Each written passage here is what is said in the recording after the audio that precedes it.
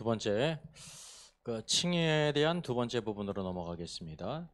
로마서 3장 24절에 그리스도 예수 안에 있는 속량으로 말미암아 하나님의 은혜로 값없이 의롭다 하심을 얻은 자 되었다라고 말씀하고 있습니다.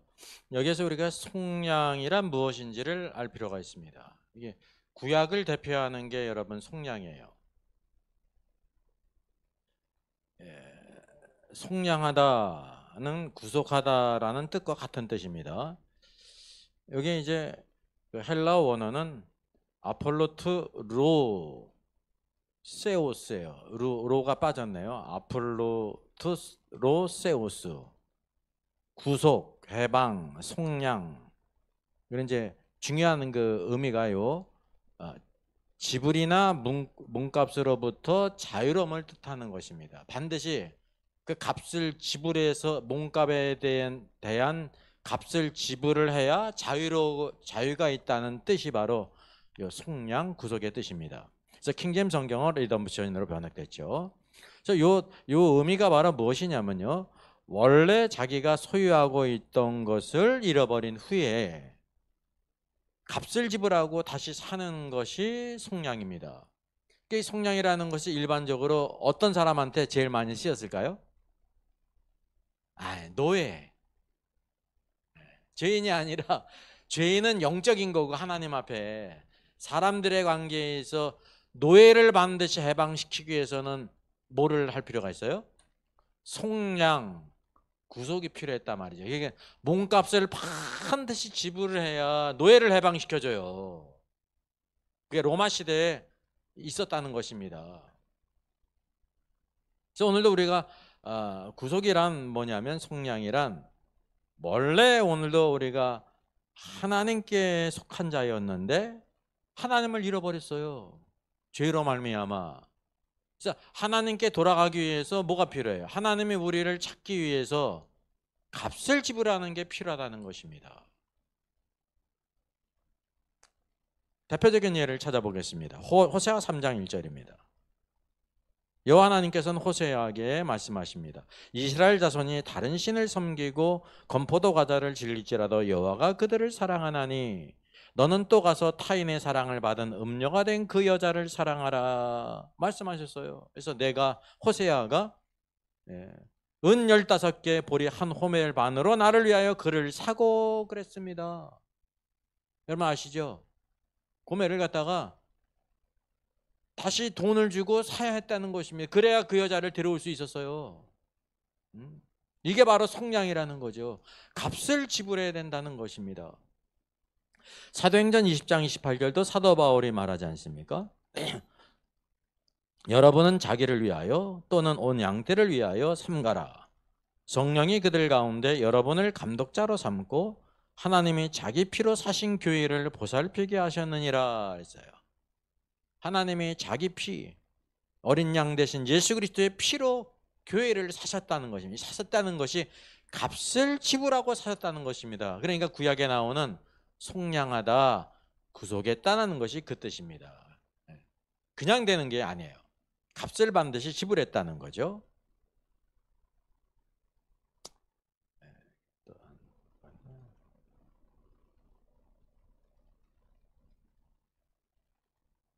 자, 속량에 또 예들이 있습니다.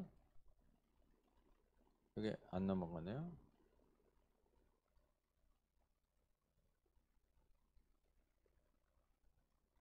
네, 접촉이 지금.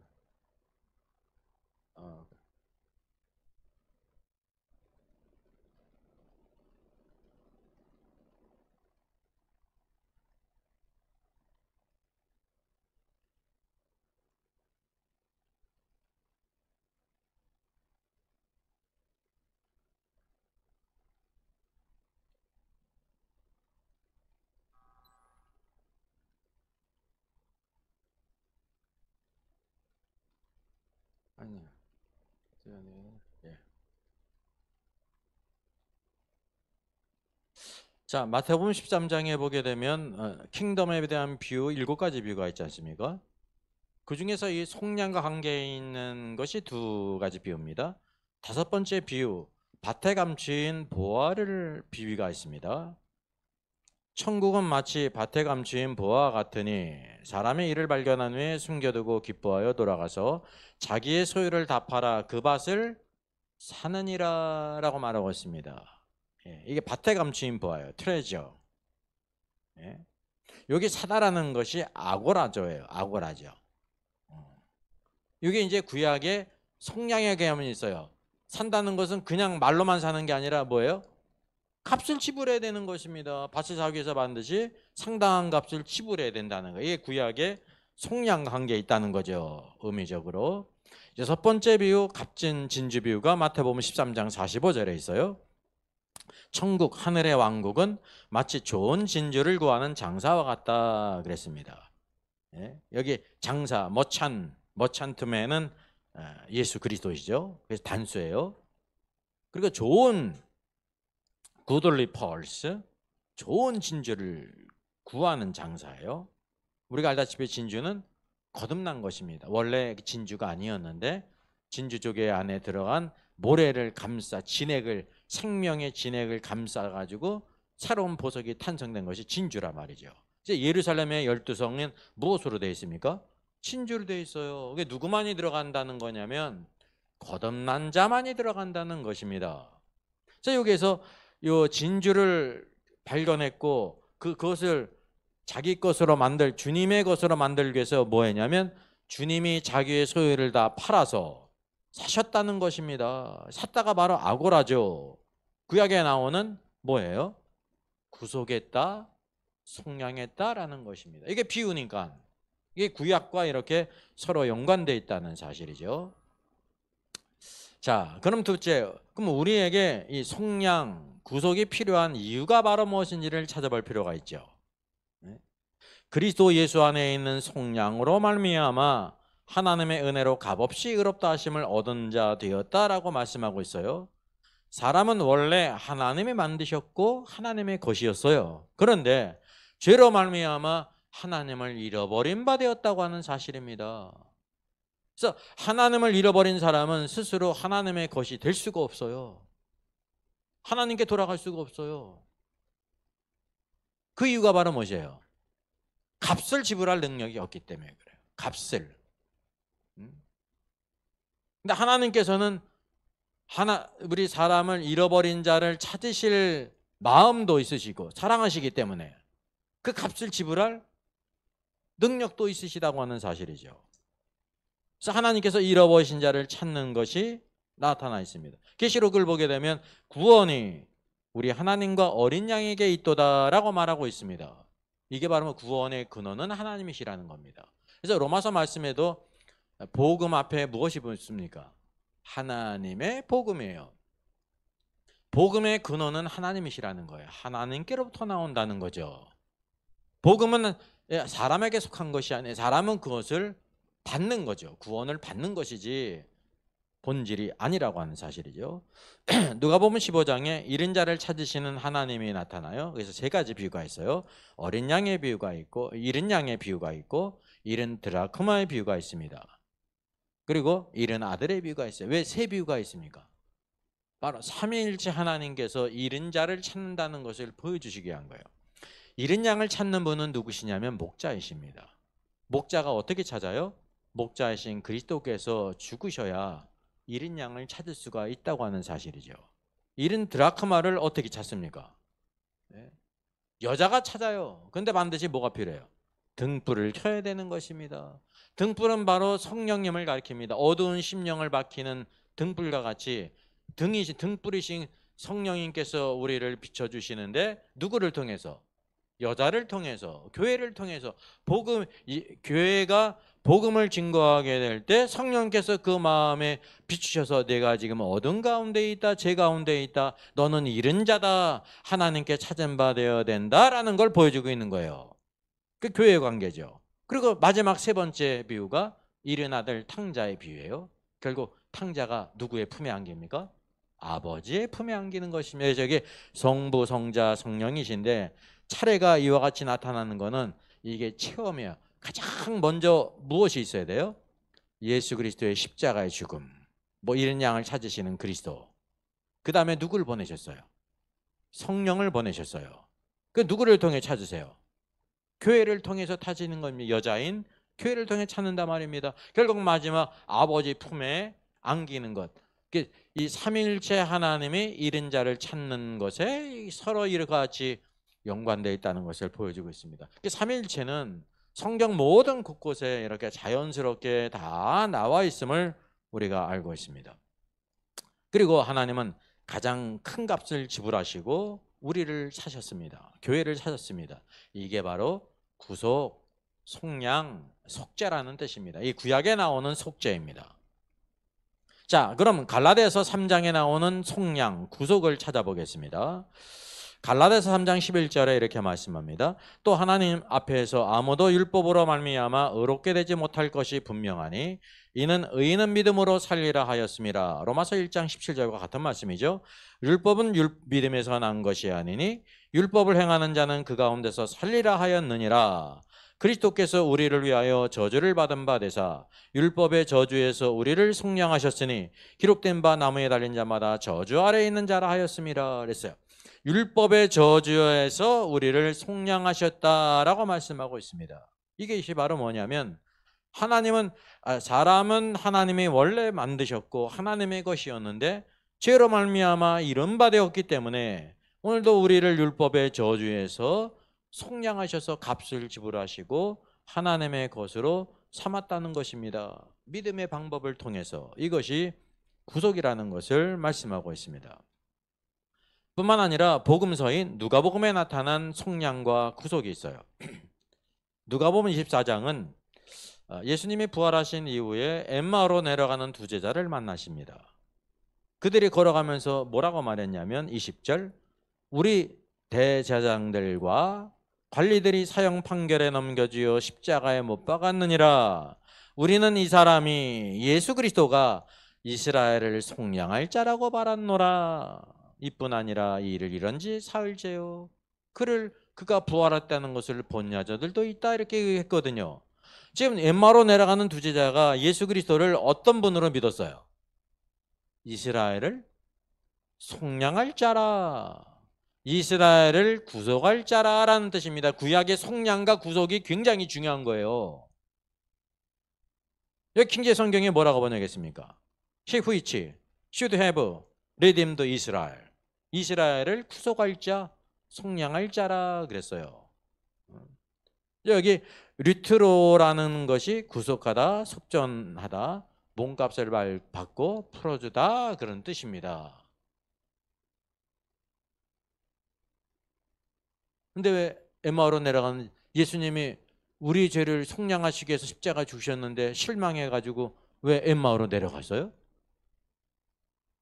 지금 이 의미는 문자적으로는 맞는데 제자들이 생각하는 속량의 의미가 뭐였습니까?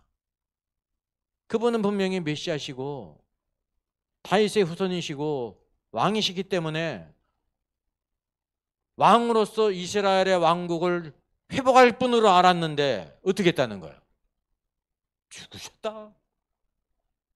자기들의 기대와 전혀 어긋났기 때문에 실망하고 낭망해서 엠마오로 내려가고 있었단 말이죠. 그러니까 두 제자가 속량했다는 의미를 알았어요? 몰랐어요? 몰랐다니까요. 말은 맞는데 그들의 생각은 딴 곳에 있었어요. 그분이 이스라엘의 왕이 될 걸로 생각했는데 비참하고 연약하게 십자가에 죽으시다니 이런 뜻이라니까요. 이것이 그러니까 구약에 나오는 속량의 의미를 알았어요? 몰랐어요? 몰랐다는 것입니다. 입으로는 알고 의미를 몰랐다는 거예요. 여러분, 예수 그리스도께서 우리 죄를 대신 지시고 십자가에 죽으심이 구속이요 속량이에요. 죄값을 지불해야 돼요. 먼저 우리를 구속하셔야 돼요. 그런 다음에 뭐로 오세요? 십자가 후에 주님께서 재림하실 때 왕권을 가지고 오시는 것입니다. 시간적인 큰 간격이 있지 않습니까? 오늘도 우리가 이런 오해를 할 때가 많이 있습니다. 우리의 생각과 우리의 시간과 하나님의 시간이 틀리다고 하는 사실이죠. 제자들은 모두 다 이스라엘을 속량할 자라는 것을 주님이 이스라엘의 왕권을 회복하시는 것으로 이스라엘 왕국을 회복하는 것으로 믿었습니다. 그러니까 이것이 어긋나니까 기뻤어요? 실망했어요? 실망했다는 것입니다. 예수 그리스도의 초림은 구속을 위한 것이고 그들이 생각하는 왕으로 오시는 것은 언제의 일이에요? 재림의 때라는 것을 알아요. 재림의 참된 의미는 왕위를 받아 가지고 오시는 것입니다. 누가복음 19장 왕권을 가지고 오시는 거예요. 왕국을 가지고 오시는 거예요. 온 땅에 그리스도께서 물리적으로 통치하시는 거예요. 모든 악한 자들을 심판하시고 공의로 통치하시는 것이 이 땅에 왕국이 임하는 거예요. 그래서 왕국의 미래성이에요. 그럼 오늘날 왕국이 임하지 않았느냐? 임했어요. 어디에? 믿는 자들 안에, 교회 안에 임했다고 하는 사실입니다. 근데 물리적으로 임하지 않았기 때문에 예수님을 믿는 성도들도 주님의 말씀을 따라 순종하는 것을 어떻게 생각합니까? 가볍게 생각하는 경우가 있어요. 왜냐하면 물리적인 통치가 이루어지고 있지 않거든요. 오늘도 성령과 말씀으로 다스리고 있다는 것을 기억하셔야 되는 것입니다. 언제 그 모든 것을 다 결산하시냐면 그리스도의 심판석, 그리스도의 심판대에서 이루어진다는 것을 기억할 필요가 있습니다. 베드로전서에 나타난 속량의 의미입니다. 베드로전서 2장 24절 친히 나무에 달려 그 몸으로 우리 죄를 담당하셨으니 이는 우리로 죄에 대하여 죽고 의에 대하여 살게 하리심이라. 그가 채찍에 맞음으로 너희는 나음을 얻었나니 너희가 전에는 양과 같이 길을 잃었더니 이제는 너희 영혼의 목자와 감독 되신 이에게 돌아왔느니라 라고 말하고 있습니다. 죄의 결과가 바로 무엇입니까? 양과 같이 길을 잃었다는 거예요. 비유죠. 하나님을 잃어버렸다는 거예요. 그러니까 하나님을 되찾기 위해서는 반드시 뭐가 필요하냐면 값을 지불해야 되네요. 그 값을 지불하실 분이 누구시냐면 예수 그리스도라는 거죠. 그래서 그 결과, 그리스도의 구속의 결과, 오늘도 우리의 혼의 목자이신 감독 되신 이에게 돌아왔다는 것입니다. 우리가 생각하는 것은 지옥의 불길 가운데 우리를 구원하셨다라고 말하고 있지 않고 누구한테 돌아가는 거예요? 우리의 혼의 목자이신 감독 되신 이에게 돌아가야 되는 거예요. 목자이신 그리스도를 따르고 감독이신 주님을 따라서 살아야 되는 것이 구속함의 증거라는 것을 우리에게 보여주고 있는 것입니다. 자, 세 번째, 그러면 화목이란 무엇인가를 알 필요가 있습니다. 로마서 3장 25절에 이 예수를 하나님이 그의 피로써 믿음으로 말미암는 화목제물을 세우셨으니, 화목제물로 세우셨다는 것입니다. 이 화목제물은 헬라어 원문이 힐라스테리온이라는 건데요. 이게 어떤 의미가 있냐면 속죄물이에요. 달래는 수단. 이거를 다른 말로 하면 속죄제물이죠. 이걸로 번역이 될 수가 있어요. 지금 화목제물로 그래서 번역이 됐잖아요. 화해를 가져오는데 있어서의 제물, 예수님이. 근데 이 뜻은 무엇과 관계가 있냐면 두 번째 어떤 뜻이 있냐면요. 법궤의 덮개, 속죄소, 시은소, 다 공통점이 뭐예요? 속죄하는 장소, 은혜를 베푸시는 곳, 장소, 그런 의미가 있어요.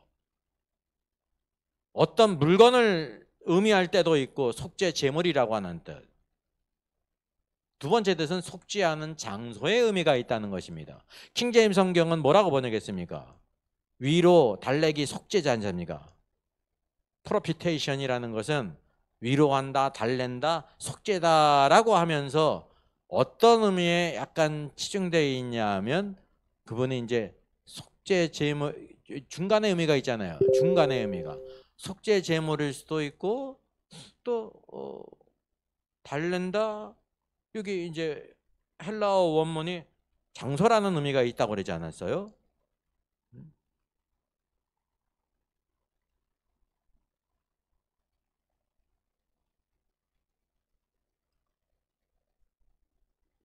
예수님께서 이 예수를 속죄소로 세우셨다라고 성경에 말씀하고 있단 말이죠. 그거는 잘못된 번역이 아니라 속죄하는 장소라는 뜻으로도 번역이 될 수 있다는 거예요.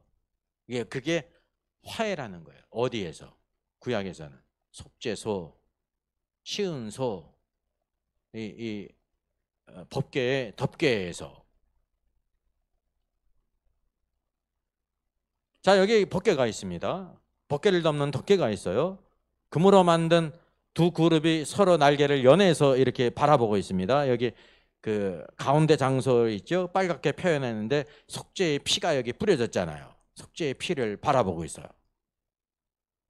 그래서 여기 법궤 안에 들어있는 증거들판, 십계명의 두 돌판, 하나님의 의로운 요구가 성취되었음을 여기서 보여주고 있는 거예요. 그룹들 사이 피 뿌리는 것이 속죄소예요. 그것을 누가 바라보고 있어요? 두 그룹들이 바라보고 있어요.